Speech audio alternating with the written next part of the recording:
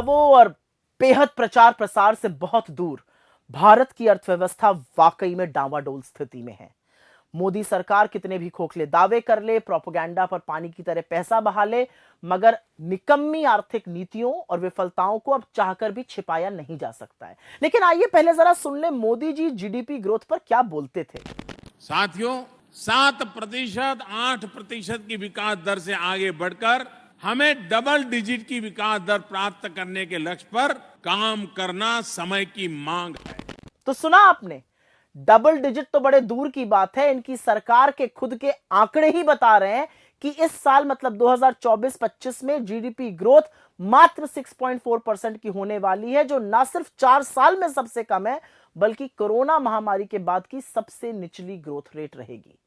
यह आंकड़ा एनएसओ ने जारी किया है। हर बार वो अग्रिम अनुमान जारी करते हैं बजट के पहले। इससे लेकिन कुछ गंभीर सवाल उठते हैं, क्योंकि इसका लोगों पर क्या कहर बरपेगा।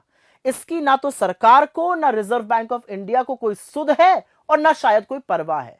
आप सोचिए कि नवंबर 2024 की शुरुआत तक आरबीआई जो था वो 7.5% की जीडीपी ग्रोथ रेट का अनुमान लगाकर बैठा था और सरकार को यह आशा थी कि जीडीपी ग्रोथ रेट आएगा 7.2% पे। अब अनुमान 6.4% पर हो गया है।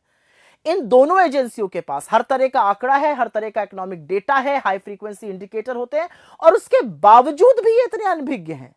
तो ये इनकी अकर्मण्यता है या सच को छुपाने की सोची समझी साजिश, इसका फैसला आप खैर खुद कीजिए।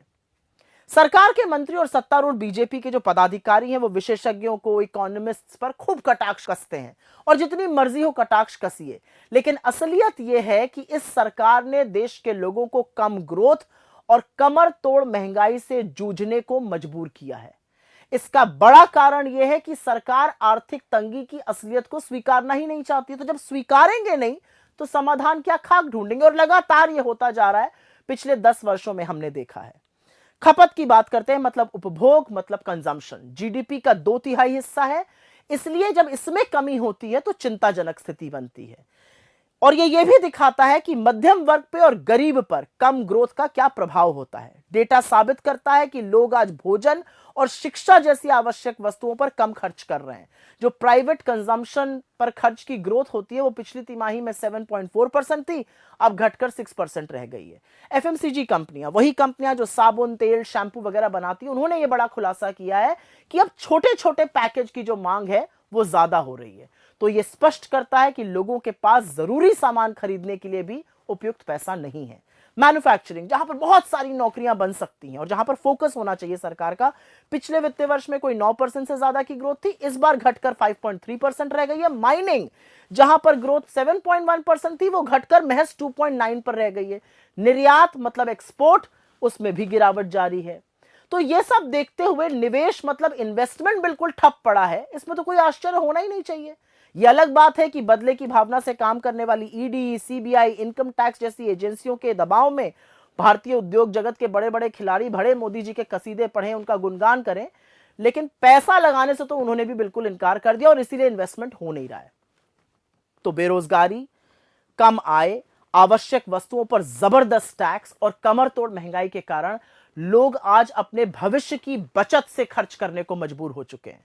जो घरेलू बचत है वो 50 साल के सबसे निचले स्तर पर है। यही नहीं, आज जीवन जीने के लिए लोग जेवर गिरवी रखने को मजबूर हैं और ऐसा करने वालों की संख्या में 50% की बढ़ोतरी हुई है।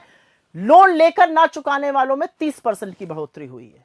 सेकेंडरी स्कूल के एडमिशन में गिरावट हुई है।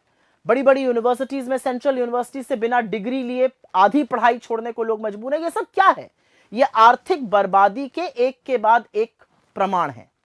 खैर, सूट बूट की सरकार में इनकम टैक्स कॉर्पोरेट टैक्स से कहीं ज्यादा है।